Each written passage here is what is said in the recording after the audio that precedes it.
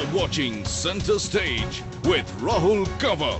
Good evening. Tomorrow morning, the Prime Minister will rise at the Red Fort for his Independence Day speech. It's a moment to celebrate and reflect. But what the Prime Minister will not be telling you is that 2013 is going to be the worst year in the Indian job market since the time liberalization began. These are bad times for people in the corporate sector. The job market is in deep freeze, and that's our top focus on Center Stage tonight. India's job market has caught a chill, one that's sending shivers down the spines of even IT experts like Jens Matthew. It is difficult to find a job in IT or even in non-IT also. At present, I can manage with my savings and all.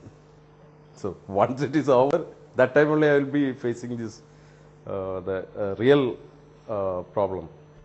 It isn't just IT. Whether it's retail or aviation or automobiles or mining, India is seeing its worst year for the job market yet. Some students are desperately, they are wanting job. Means if we go unemployed, 2012 academic year has been finished. Now 2013 is also going to be finished. For 1 year, if you don't get job, then then more number of unemployed youth will come in the next year. So they are unable to face the crisis.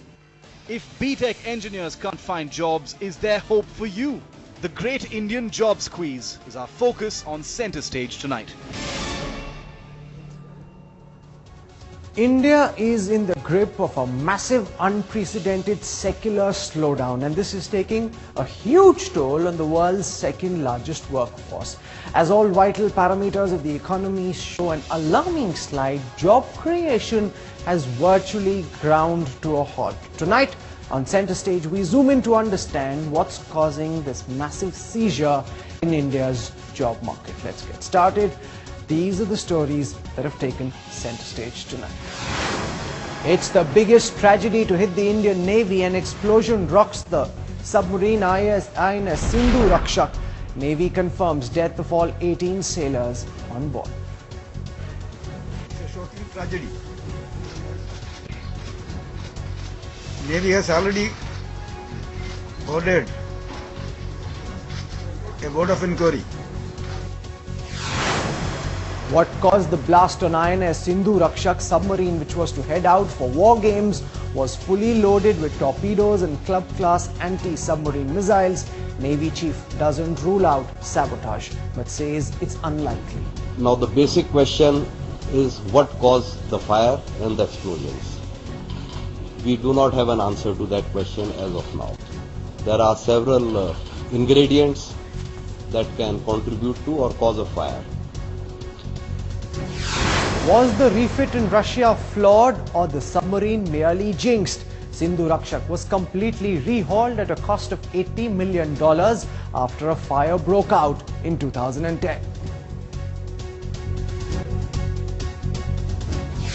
After a parliament resolution hitting out at Pakistan, India pushes the pressure on Islamabad. The president in his Independence Day address says India's patience is not unlimited.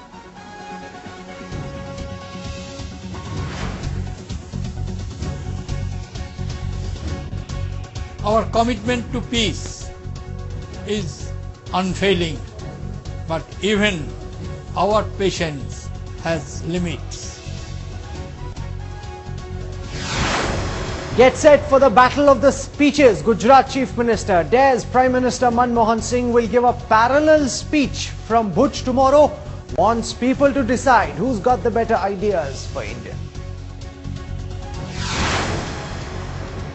You'd better hold on to your job at any cost because there are virtually no new jobs in the market. This could be the worst year since liberalization began for the Indian job market. And what's scary is that with the economy being in the sorry state that it is, there are no chances of things improving anytime soon. This is the Headlines Today special presentation.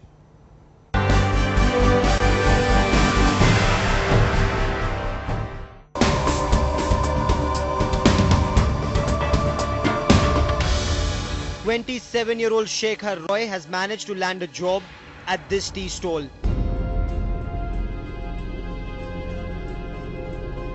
He works part-time here, managing a couple of thousand rupees every month, just like lakhs of others. But things are not what they seem like. Even as unbelievable as it may sound, Shekhar holds a professional degree in hotel management. Yes, a proper degree, and has worked in several establishments in Kolkata, drawing a monthly salary of rupees 25,000 a month.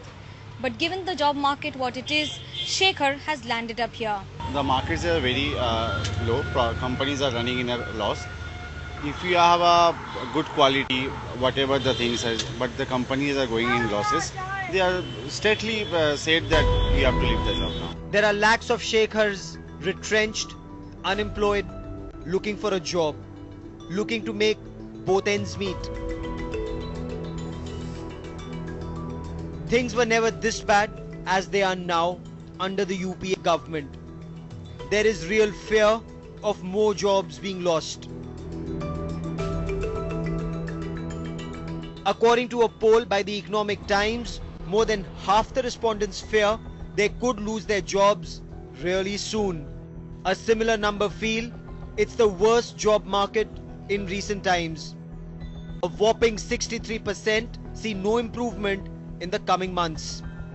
As for a new job, 74% respondents did not see one in the near future.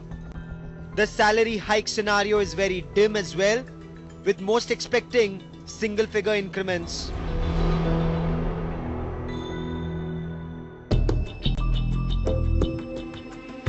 What's worrying is that top corporate managements aren't optimistic either.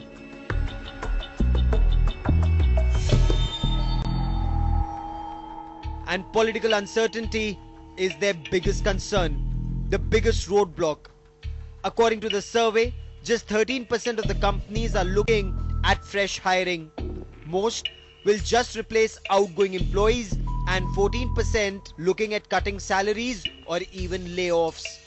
As for the future, just 17% are expecting things to improve.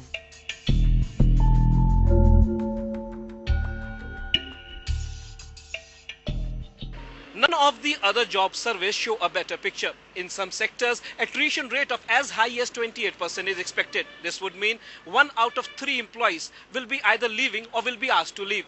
Even increment levels, which were as high as 20% some years ago, is around 10%, just a tad above inflation. Manufacturing is concerned today, it is I would say, fairly depressed situation. Right, the first step what most of the companies have taken, because you see, we had introduced the concept of temps about 10 years back, 12 years back, when some of the global players entered and all that. So the first casualty are the temporaries. As for Shekhar, the near future does not bode well for him, with the service sector especially, the hospitality industry among the worst hit. Life is increasingly getting bitter for Shekhar. With Manogya Loiwal in Kolkata and Ashish Maharshi in Delhi, Bureau Report, Headlines Today.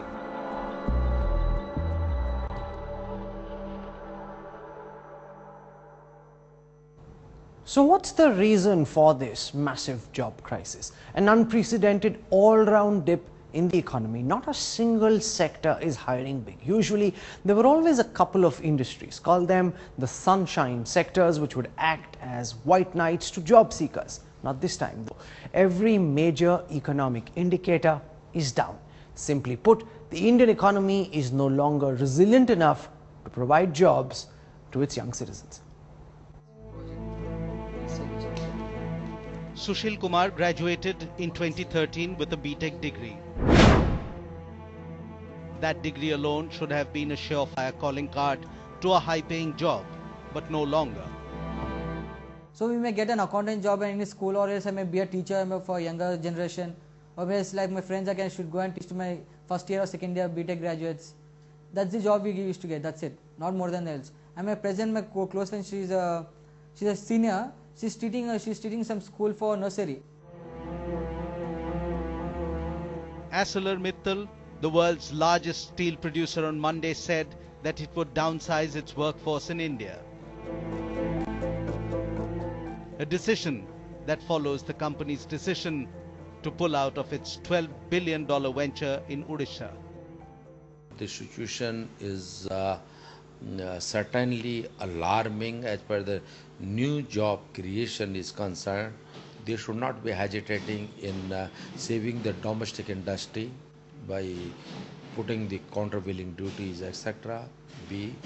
And the SMEs should be provided the power. They should not be forced to be operating on the captive generation. The global economy is only partly to blame.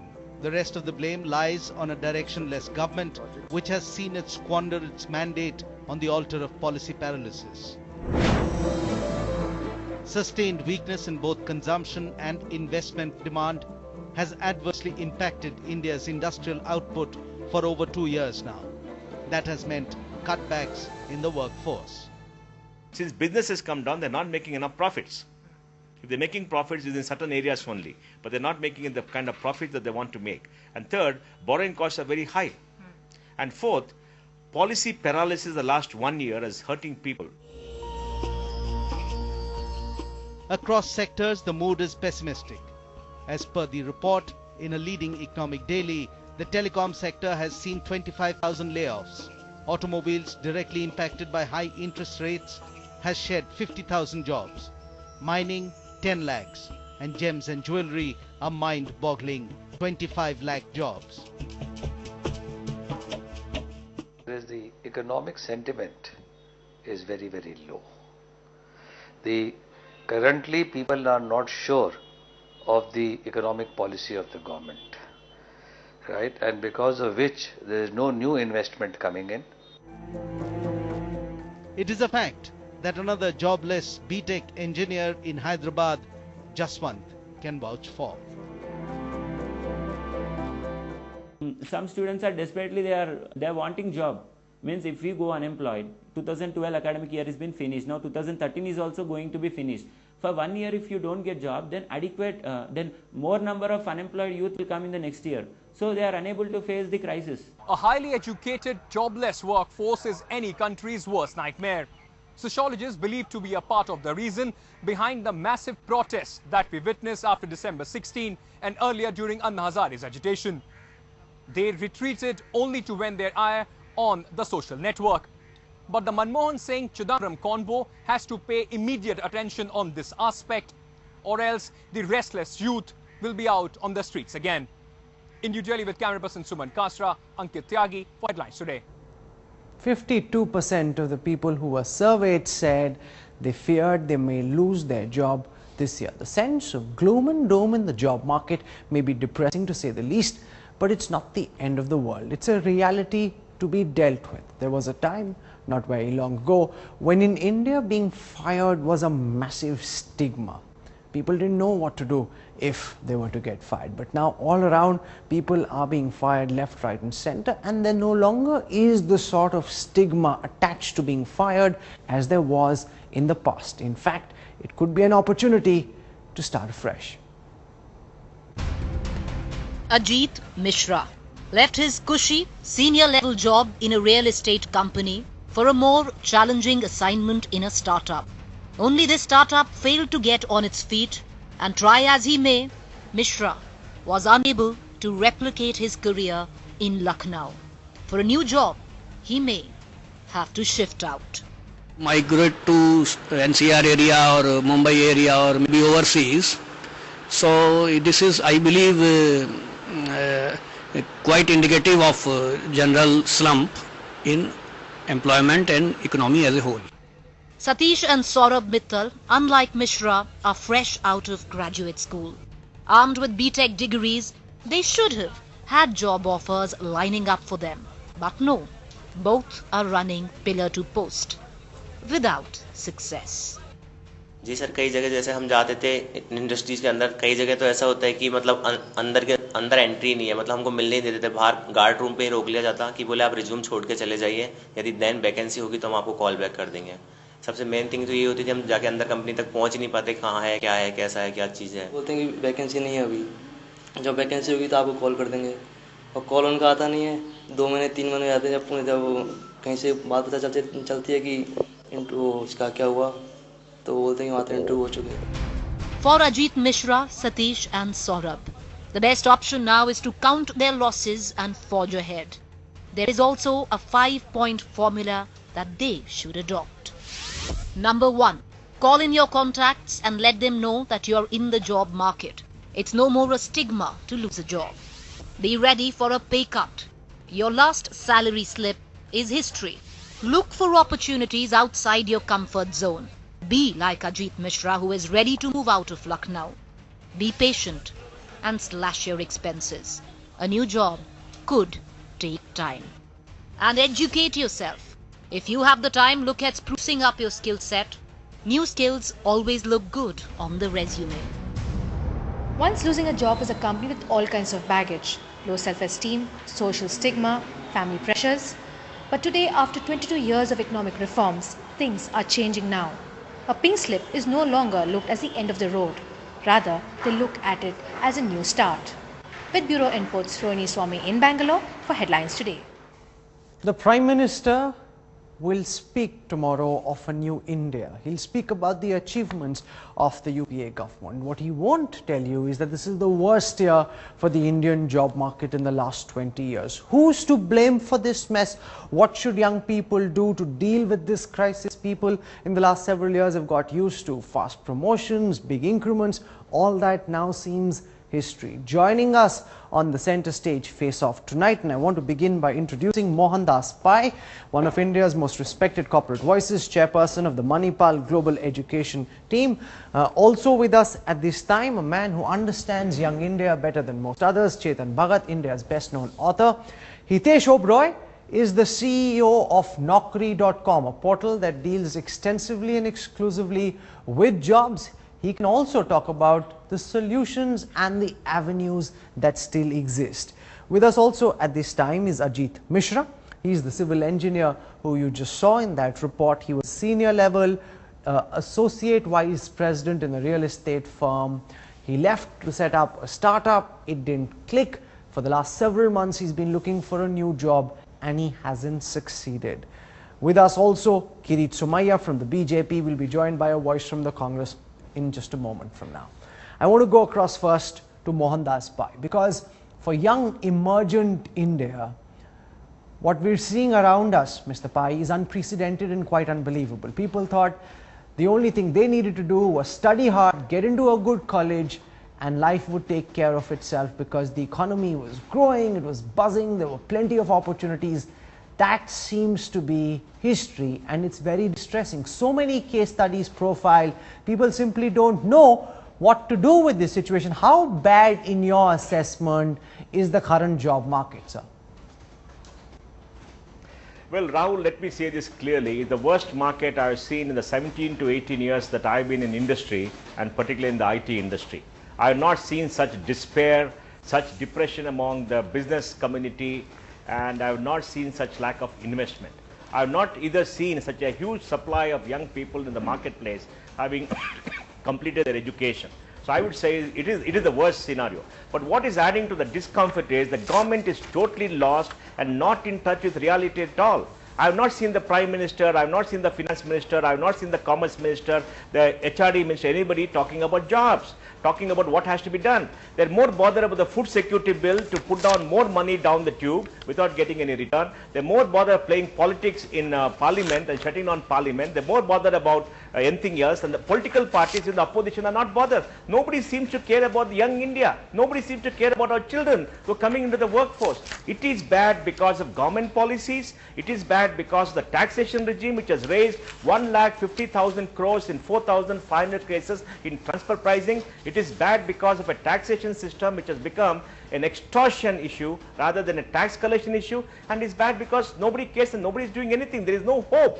I mean, people have lost hope, people have lost confidence, people have lost optimism. So I think it's very, very bad, Rahul, and I'm depressed. I'm an India bull, Rahul, but I never felt so bad about my country as I do now. Well, most bulls are turning into bears, and there's unprecedented gloom and doom all around, Chetan Bhagat. And for young India, this is quite unexperienced, Also, it is quite unimaginable and something they don't know what to do with, how to deal with a situation like this, because none of them have been prepped up. They've seen, say for example, in Italy, in Greece, there's been a big problem, but they always thought that all of that was outside India. None of it was going to happen in India, and it seems now that what happened in 2008 was a walk in the park. This is the real thing. This is the real problem, Chetan.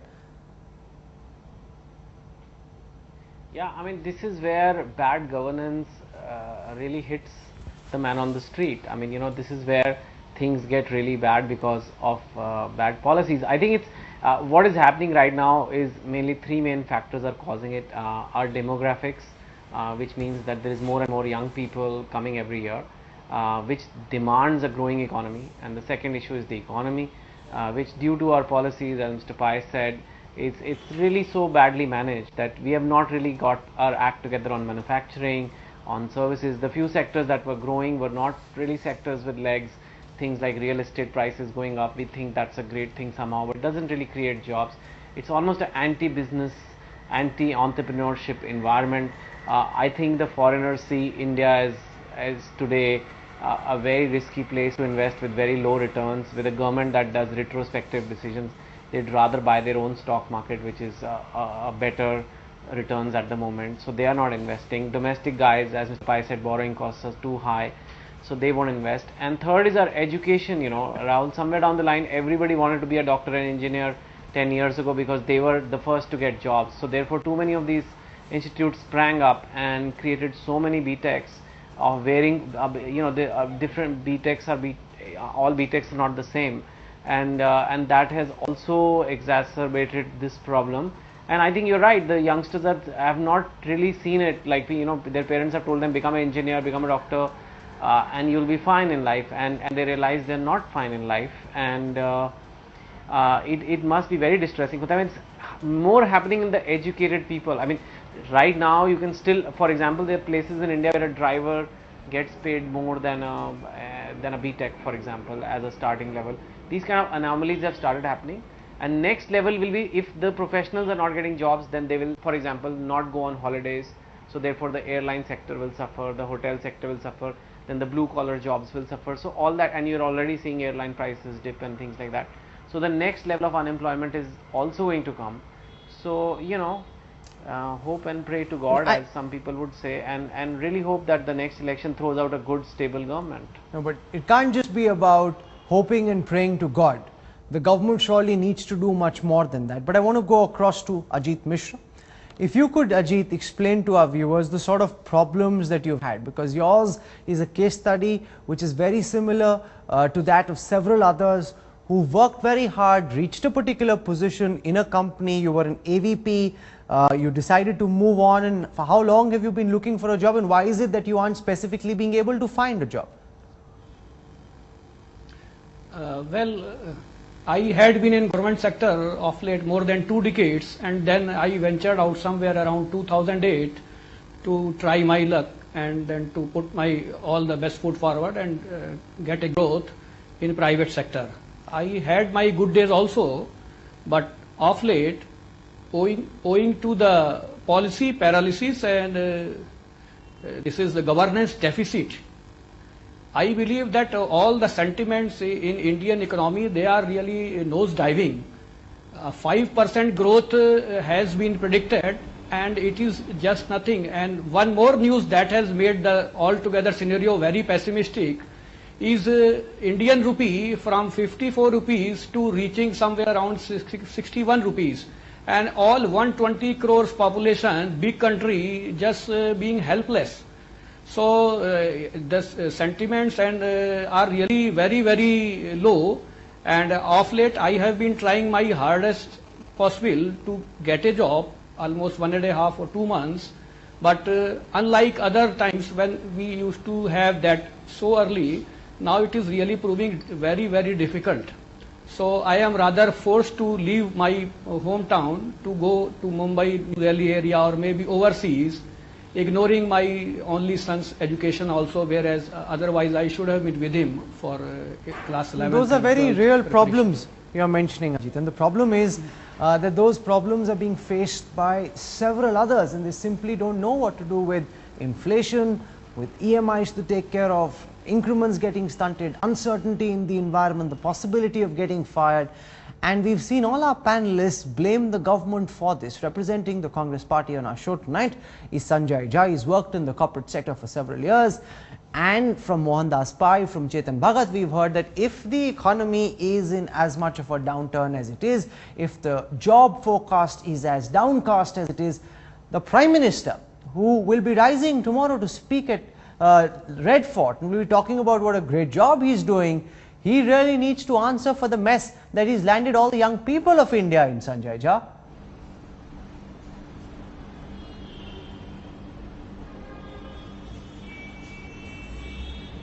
Rahul, let me tell you, one of the most extraordinary achievements of the Prime Minister's personal initiative during the government has been forming the National Skills Development Corporation and the National Skills Mission.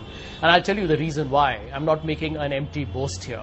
See, the reality of life is that globalization is a double-edged weapon. Over the last several years of UPA, these are statistics that nobody can challenge. At one point, we averaged 9.5% growth for almost 6-7 years. At the moment, the growth has slowed down. We got to accept that. But we benefited on globalization. We are also going to go through a period of anguish because markets have been erratic and they have been difficult. We know what happened in the Euro markets. We know the US went through a very severe crisis. It seems to be doing better now.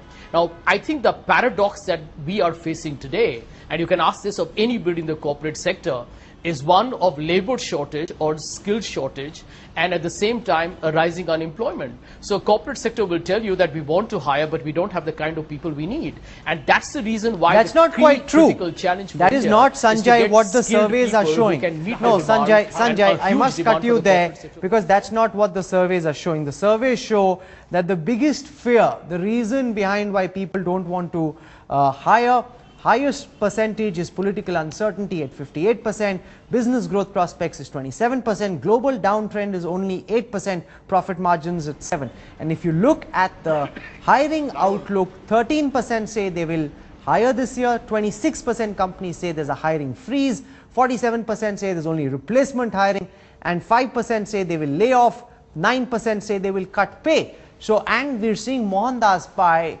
shake his head strongly. He disagrees with what you're saying. You want to respond to what Sanjay Jha is arguing, Mr. Pai? Rahul, what Sanjay is saying is the situation 1.5 to 2 years ago, not today. Sure. Today, people are not hiring because they lack confidence to invest. They lost hope in the government. They lost hope in the economy. If they invest, they want to invest outside. They are assaulted by the government on many issues. Everybody is after them. We have a finance minister who's raised tax collection targets so high that all the taxation authorities are going and raising demands. I just now told you 1,50,000 crores of transfer pricing claims have been made against 4,500 cases. You come to Bangalore, talk to IT companies, many of them have got 500 crore demand, 1,000 crore demand, very frivolous demand. And there is no hope because it's going to take 10-15 years. As for National Skill Development Corporation, last year the report say they trained 4,50,000 people, out of which 2,50,000 people got jobs. It's a joke. Let's be real. See, we have to be real. We have to accept things are bad, and then we have to work to finding a solution. And our leaders have to take charge and show us the way. And there are some things they have to do to restore confidence. There is no confidence. There's no point coming and talking about National Skill Development Corporation, which has not made any impact on the large scale that is required. Let's be real, Sanjay. And just look at the number of people who are being fired. We've broken it down industry by industry. In several industries, this is being, and the government calls itself a secular government, this ironically is being called a secular slowdown because there is no sector which is not impacted. Unlike earlier occasions when biotech, IT, there'd be sectors which were not impacted by the slowdown. Now in virtually every sector, the number of jobs is coming down in comparison with the previous year. And as Chetan Bhagat and Mohandas Pai argue, the reason for that, Sanjay Jha, is that people have lost faith in the government and its ability to deliver. In that auto sector, 50,000 job losses. Telecom industry, 25,000 job losses. Mining industry, 10 lakh job losses. Gems and jewelry industry, 25 lakh job losses. That's a very serious issue, Sanjay Jha.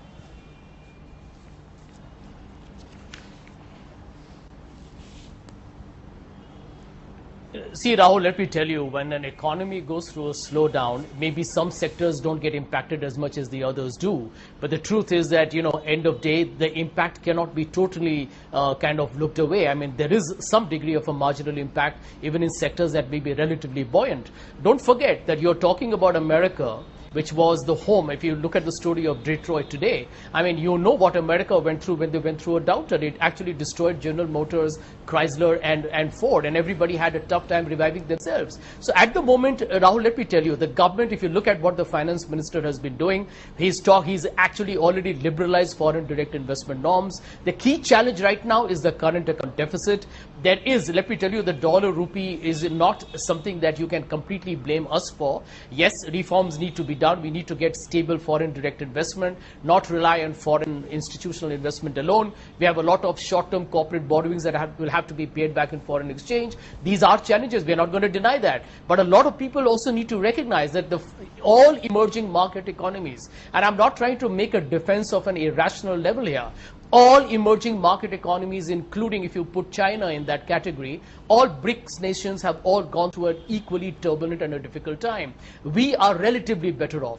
But at the same time, yes, we will take responsibility that we do need to push the domestic agenda as much as we can, that we can control. Okay, let me bring in Kirit Somaiya. Because the government is arguing, Dr. Somaiya, that this is not, it can really change a lot of issues. The blame should not come on the government alone. That there is a global slowdown, that you look at oil prices, look at dollar prices, look at what's happening in emerging economies, look at what's happening in the United States, look at European economies, they're all badly hit. So you can't say that Manmohan Singh and Sonia Gandhi and the Congress is responsible for the mess young people are in. They're saying it's part of a global downturn. Kirit Somaiya. See, actually, what is the issue? Issue is the crisis of confidence. And why this thing happened? Because last several years, this government was trying for populistic measures. They went ahead for economic agenda. It was a short-term, shortcut agenda. There was no long-term planning regarding capital investment, regarding creating infrastructure, which result into long-term employment generation. And that's why, see, we went ahead for import, that resulted into the disaster of rupee. Now you know, the default started in the real estate. 3 major real estate companies have defaulted in this year. One major scam has come out in the stock exchange. The National Spot Exchange 6,000 crore scam is just beginning. It is going to break over the stock market. This will hurt the investment which is coming through FII. So the main issue, this government was interested only in populistic measures, and this is the root cause. And what I will tell you, in the economic survey which was presented in February 2013, these are the summary, everything was written between the lines. If one could have read that time, this is the beginning of the fall. 4-5 years, certainly, from 2000 to 2007-8, we went in the same direction upward. But from 2007-8, when the Congress government started for the cheap measure, for in the name of welfare, you are just distributing the money. What Atal Bihari Vajpayee was thinking, let us go for capital investment. Okay. And go for a long-term measure. Chetan Bhagat wants to respond to the argument that Sanjay Jha is making about this being a global problem. Don't blame Manmohan Singh, Sonia Gandhi. There's a much larger problem that the government is trying to deal with. We are not that globalized an economy. Our economy is still very domestic. The numbers are out there. I don't want to get into numbers. There is some impact of globalization, but we are essentially a domestic investment, domestic consumption economy. We are not so affected by global winds. There is some impact, and when we are growing very fast, then the government very conveniently says we have done all the growth, and when it slows down, it's some global factors. There is nothing like that. We have a very, very low base. We are at $1,000 per capita. The US is at $50,000. We can easily keep growing despite global movement. There is absolutely ridiculous.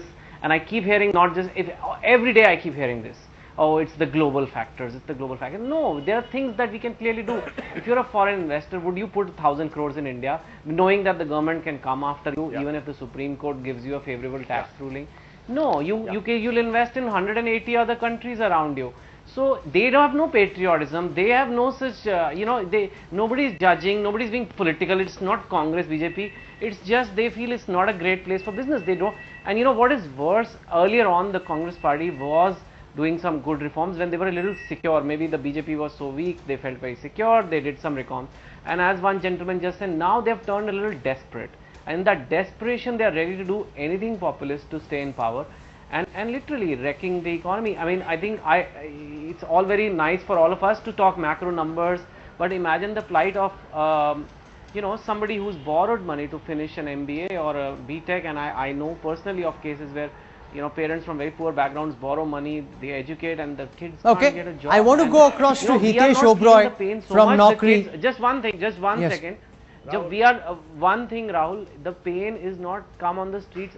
It has started coming, but not so much, because luckily, in India, people continue to live with their parents till 25, 30. And in fact, one of the suggestions I'll give to kids would be, please be nice and get along with your parents. Abroad, it would have been a far much more bigger crisis, but right now the parents are kind of cushioning it, but they can only do it so much.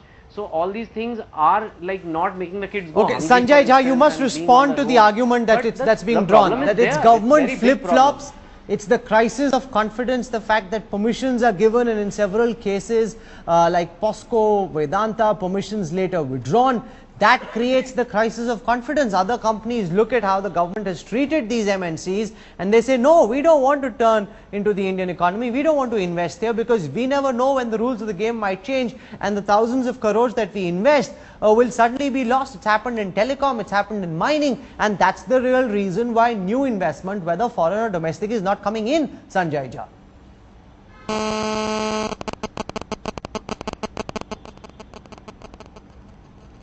Well, firstly, I want to thank Chetan Bhagat for unwittingly flattering the UPA government for having done a good job, for taking good domestic decisions, which has made 7 years of the UPA government get over 8.5% growth rate. So thank you, Chetan, for that.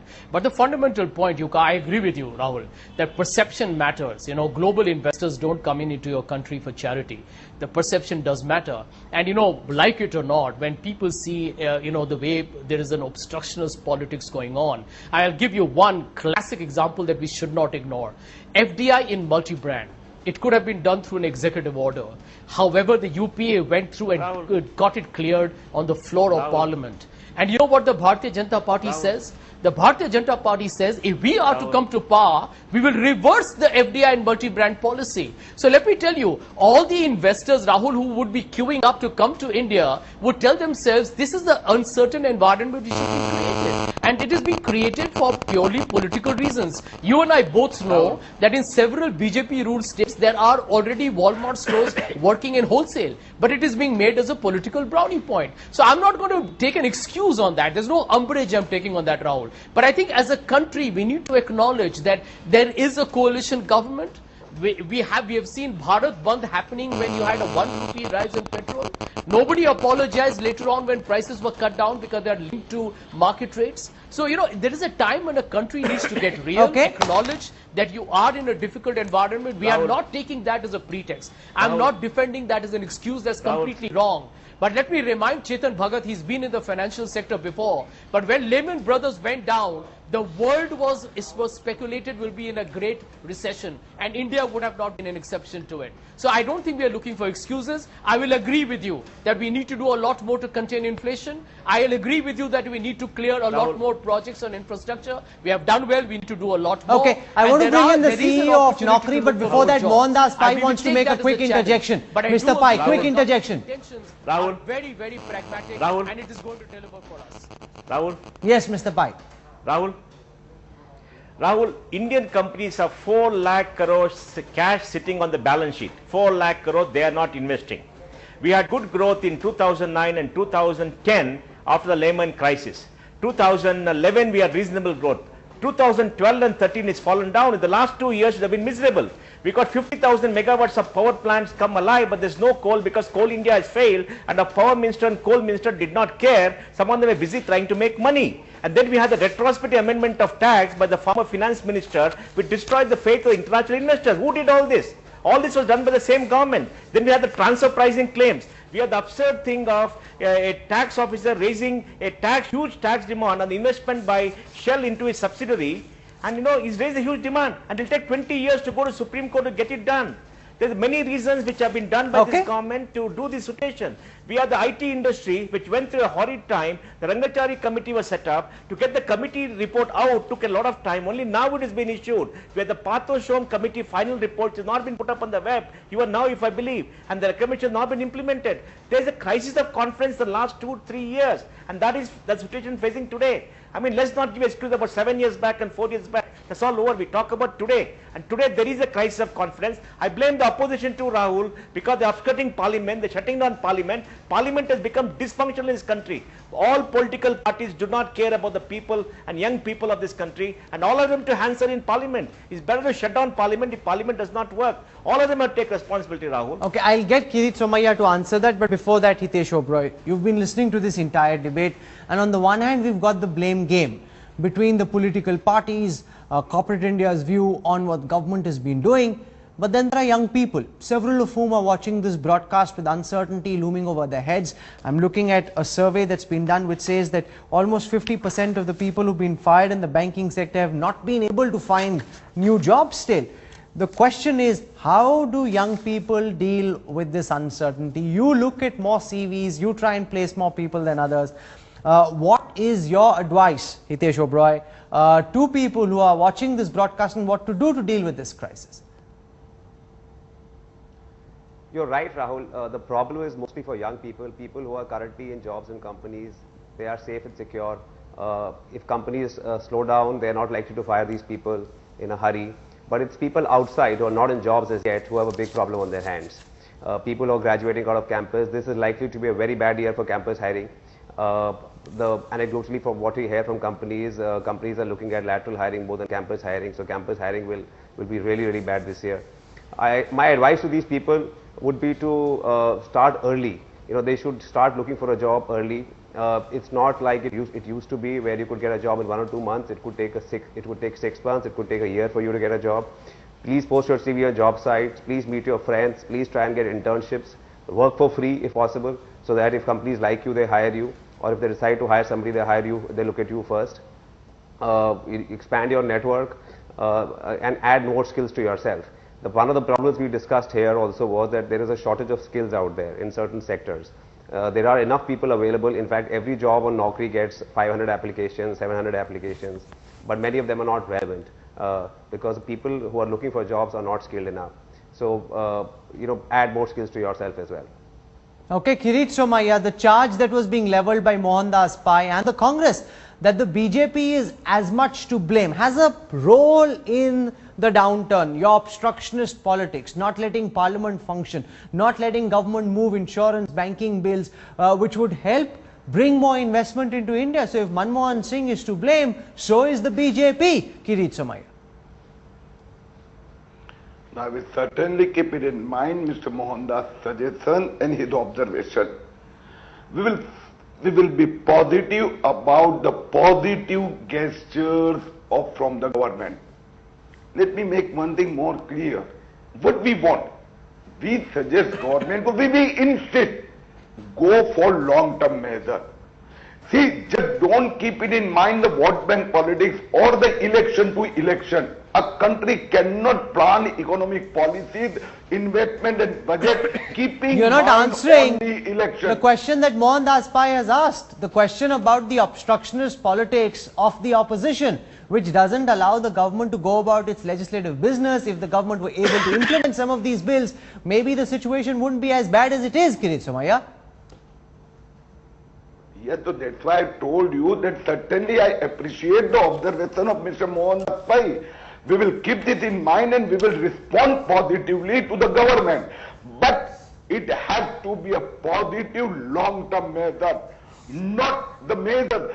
Whenever the investment, foreign investment is being discussed, they are just discussing about the Walmart. So we don't have any other measures from the foreign investment. We would also like to ask the government, what is internal investment? What is the government investment in the capital and infrastructure segment? When we discuss in parliament or outside the parliament, we say you are talking about insurance. But how much you have investment or government has planned for long-term employment generation, BJP will respond positively for the long-term plan. No, but this is a point the government needs to respond on, because if you look at every single economic parameter, Sanjay, it's disastrous. There's doomsday gloom all over, whether it is the GDP growth rate, whether it's the industry growth rate, whether it's trade deficit, whether it's inflation, whether it's the current account deficit, whether it's the rupee. At every front, the government is failing. Now, for a government run by economists and some of the best economists in the world, that's a massive loss of face. You should be able to deal with these crises, preempt them, and show some vision. In his second stint in power, the Prime Minister has not shown any new vision. He will talk about New India tomorrow morning, but the sort of vision that he brought after 1991, we haven't seen any vision which would take India to the next league, to the next step, and grow its economy at a fast clip. That hasn't happened. It's a big failure.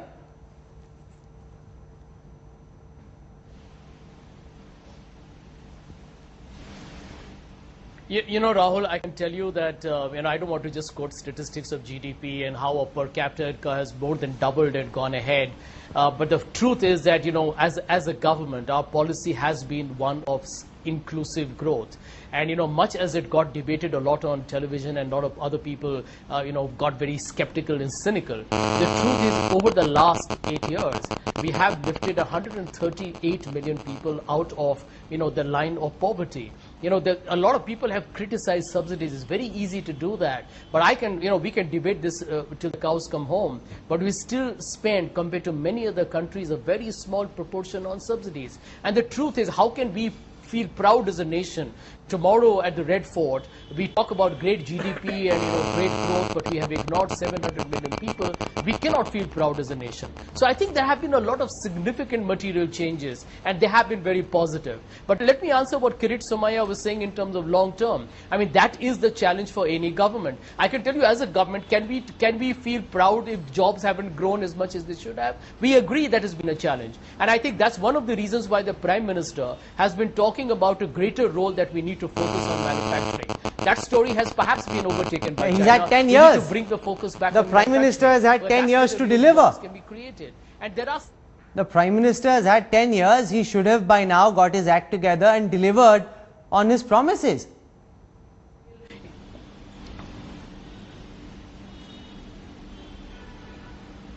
No, but Rahul, I'll tell you, where jobs are concerned, let me tell you, you can't force the manufacturing sector to, create a labor-intensive technology. I mean, they have a sense You can of create cutting costs conducive and being more conditions. You can give them the That's happened. confidence We have been very that the vocal business about outlook this is strong. sector. The government has failed in creating that investor confidence. Companies aren't certain of the future prospects, which is why they're not investing. Hitesh Oberoi has his hand up. He wants to respond to what Sanjay Jha is saying. Hitesh, go on. Yeah, see, still about 10 years ago, when there weren't enough jobs being created in India, a lot of high-quality Indian professionals left the country to look for jobs abroad. They were sort of, in the 90s and the 80s, there was a massive brain drain, and lots of people went abroad to look for jobs. Today, we are again staring at that scenario. The dollar is at 61 rupees. Economies around us have started recovering.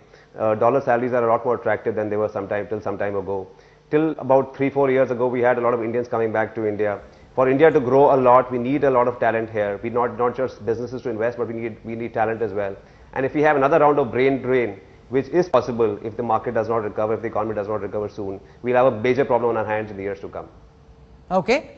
In the concluding part of this program, I want each of our guests to actually, for a moment, with all the experience that they have at their command, act as career counselors to all the young people. They've got families, they've got EMIs, they've got uncertainty, stunted increments.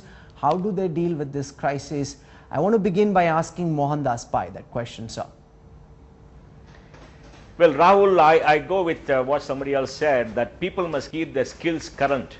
I mean, I would advise young people to either go for a master's degree in case they can afford it and want to do, or to get any internship, get any job, or to work with somebody even for free, just to keep the skills going, so the skills don't become stale. They probably get experience and market open up. They probably have greater opportunity not to waste the time to study further and to build up the skills. There's nothing else to do, and if you can leave this country and get a job elsewhere, please go. Your future is much better maybe outside India for the next 3 or 4 years than staying in this country which has become so dysfunctional. I think our future is very bleak. So, but whatever you do, keep your skills current, don't lose hope, because you have only you, yourself to work for. Okay, Chetan Bhagat, your suggestion, your advice to all those people watching and petrified about what's happening around them. It's completely beyond their control, but they're the ones who are suffering. Yeah, I mean, to all of what Mr. Pai said, and I'd add to that, you know, learn how to do business, learn how to be an entrepreneur. I mean, I know it's in middle classes, in service, people who have parents who are in service, business is seen as something very dangerous and something, but sooner or later, Indian young kids will have to learn how to do business, because here only the blame game will go on and people will say, what can we do to manufacturing? Well, China makes all the iPhones. Why doesn't the iPhone company even think about making them in India? You know, maybe all political parties should think of that and things like that. And finally, guys, the youth out there, yes, do it, make your own skills and all. But remember one thing, you have to be politically aware. You don't count right now. You don't count, and that is why nobody really cares about. Sanjay Jha, is that not the real problem? That the government is concerned about the food security bill. Sonia Gandhi wants to stand up, lead the debate on the food security bill, because you realize that's where the votes are coming from. Young India, people watching headlines today at this time, middle class youngsters, they don't matter to you. And therefore, they don't figure in the poll calculus. Therefore, there's no word from the Prime Minister on job creation. It's been a jobless growth for the last several years, and you're okay with that because you're saying if we can put food into the plates of the poor, they will compensate for the votes that we will lose in urban India. And that's the poll calculus that is at play at present, Sanjay.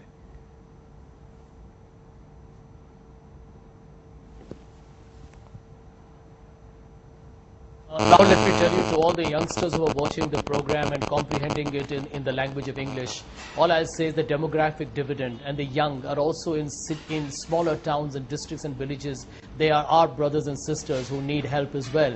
To believe that the food security bill, which is now an extended benefit to 800 million people, is a matter of great pride for us as a country. And I think we should feel, you know, as making it as an entitlement, as a right, as a matter of great, you know, I think achievement that we have done as a young nation. My second point will be have faith. I don't agree with Mohandas Pai that you need to go abroad. The truth is, and I can tell you that even I deal with a lot of companies, that the foreigners are coming to India to work.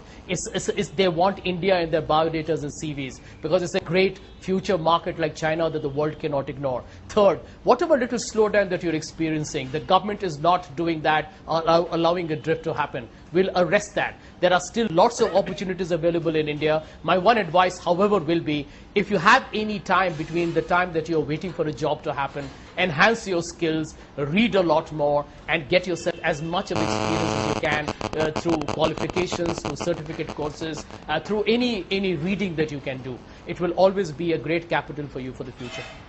Chetan Bhagat has a wisecrack he wants to put out before I go to Hitesh. Yes. Yeah, I think on a lighter note, maybe one of the things you can do is become the son-in-law of somebody powerful. That might help. Yeah, the Congress party is not facing any downturn. They're okay. So that's why Sanjay Jha and the others are not feeling the pinch so much. But I want to go across to Hitesh Oberoi. Okay, let Sanjay respond. In fairness, he should be allowed to respond to that. Or become a lousy author of a book, perhaps.